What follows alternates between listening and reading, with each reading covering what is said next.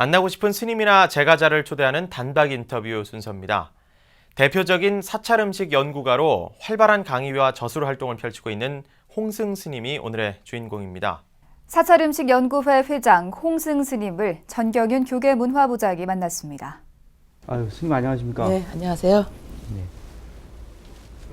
그 웰빙 바람과 함께 건강식이다, 사찰 음식이.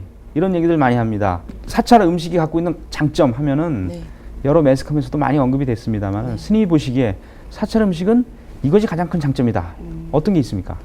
일단 사찰 음식을 처음 배우러 오신 분들이 이제 제일 당황하는 부분이 마늘파 쓰지 말라 그러는 부분이에요. 이제 그렇군요. 의뢰 우리나라 같은 경우 음식에는 모든 음식에 다 들어가니까. 예.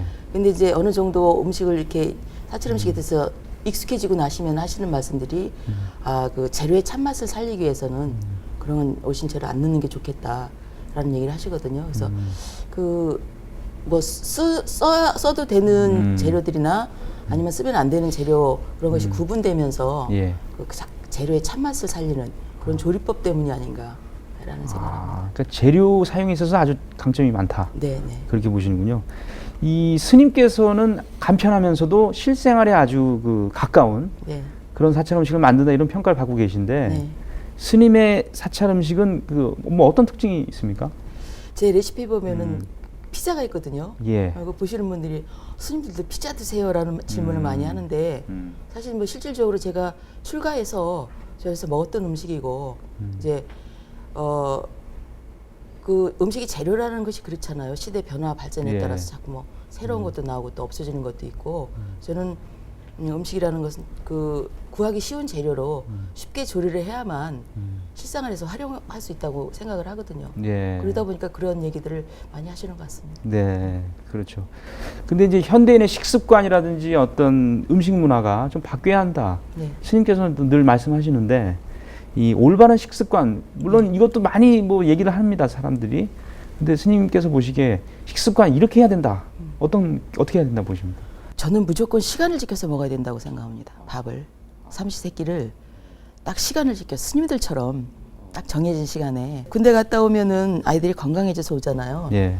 그게 저는 시간밥을 먹어서라고 생각을 하거든요. 그래서 시간을 지켜 먹는 것이 특히 이제 저녁 같은 경우에는 잠들기 전에는 음식물이 그 찌꺼기가 남아 있으면 안 되는데 예. 소화되기 전에 잠들고 또 소화되기 전에 또 다른 음식을 먹고 하니까 바로 그게 건강을 버리는 게 아닌가. 그래서 다른 거는 좀 바쁘시더라도 예. 바빠서 못 하시더라도 시간을 지켜 밥 먹는 거를 좀 실천을 하셨으면 하는 생각이 있습니다. 우리가 일반적으로 채식을 하거나 사찰 음식을 자주 찾으면 건강해질 수 있다 이렇게 네. 얘기를 하는데 예.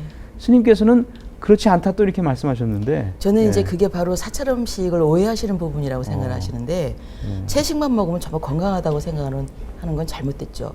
사람마다 다 체질도 다르고 또 식성도 달라서 중요한 거는 사찰 음식도 많이 먹으면 살이 찐다는 겁니다. 네. 네, 그래서 일반적으로 이제 어떻게 먹으면 건강하다는 원칙들이 있잖아요. 골고루 먹을 것, 그리고 시간 지켜 먹을 것, 운동할 것 이런 원칙도 사찰 음식이 적용이 됩니다. 네. 일부러 짜게 먹을 필요는 없지만 네. 또 일부러 싱겁게 먹을 필요는 없다. 저희들이 몸속에 어느 정도의 70%의 수분이 있고 그 수분은 이미 염도를 포함하고 있잖아요. 그래서 그 염도를 유지해 주셔야만 몸이 건강을 유지할 수 있습니다. 네. 우리가 이 사찰 음식을 좀 더 널리 알리고 뭐 네. 전 세계적으로도 많이 보급할 필요가 있다 뭐 이런 얘기도 많이 하는데 사실은 사찰 음식이 전 세계인들의 입맛에 모두 맞을 수는 없겠죠. 그렇죠. 예, 이때 보급을 더 많이 하고 또 대중화하기 위한 노력은 어떤 방향으로 해야 됩니까? 그럼? 저는 이제 뭐 한식도 마찬가지고 세계화 얘기를 많이들 하시는데요. 저희 음식이라는 것이 물론 우리 전통 문화 중에 하나긴 하지만 그 음식만 딱 띄어서 세계화 시킨다는 건 좀 잘못됐다. 특히 사찰 음식 같은 경우는 저희 불교 문화 속의 하나의 그 장르라고 표현하면 맞을지 모르겠지만 그런 식으로 세계에 알려야만 그 우수성이 인정되는데요. 음식만 딱 띄어서 세계화 시킨다 그래서 세계화 시키는 부분은 저는 잘못됐다라고 생각을 합니다. 네. 그러니까 세계화라는 표현이 지금 맞는 표현이 아니다 그런 뜻이네요. 그렇죠. 네. 예. 세계화한다는 것은 전 세계인들에게 보편적으로 이렇게 통용되는 음식이다 뭐 그런 뜻인데. 그리고 또 메뉴 개발도 필요하고요. 그렇죠. 또 세계화를 시키려면은 어느 정도 음식도 변형이 돼야 되는 네, 부분도 변형이 있고 되죠. 예. 이제 그런 것들을 이제 어떻게 효과적으로 할 것인가에 대한 연구 없이 자꾸 외국만 나가서 뭐 보여주는 걸로 끝나는 거는 저는 아니라고 생각합니다. 예.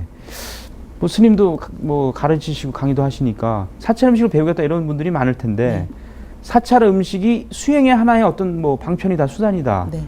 이렇게 여기는 분들도 있는 것 같아요. 그런 네. 교육이 꼭 필요합니다.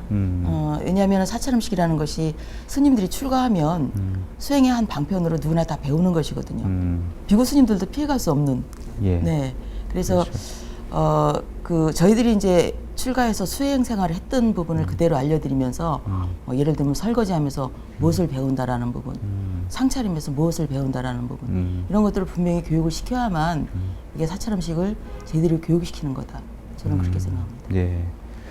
지금 뭐 사찰 음식 강의라든지 또 저술 활동도 하고 계신데 앞으로 뭐 특별한 계획이 있으신지요? 지금 사실은 제가 이제 사찰 음식을 시작하면서부터 목표로 삼았던 것이 하나 있습니다. 네. 제가 이제 밖에서 먹는 음식을 굉장히 싫어하는 이유가 예, 예.